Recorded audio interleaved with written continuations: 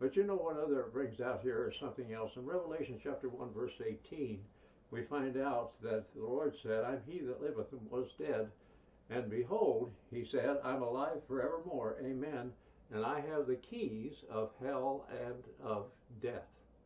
And he surely does. You know, I often wonder sometimes, and I don't think the Lord calls this. I think people do it to themselves. We're in this paranoid or whatever you call this, with a drug addiction in America as I've never seen. Now we have idiots that want to make marijuana and make it legal and so forth. First it was for those for pain.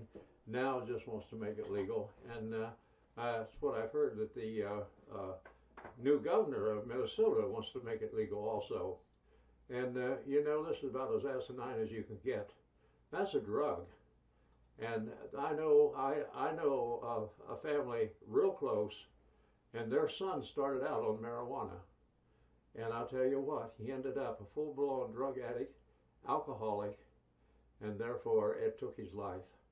And he wasn't an old man at all. And you're seeing this all over. The hundreds now and thousands are dying of these drugs that are given to, I should say, patients and so forth. And come to read, there's a kickback to that on some of this. And because these drugs that they're given are so powerful, habit forming and so forth like that. And it's amazing of what it's doing. But you know what? The Lord said, I'm he that liveth and was dead, and I'm alive forevermore, and I have the keys of hell and of death. That's God, because he's superior to man. You're not the creator of God. God's the creator of you.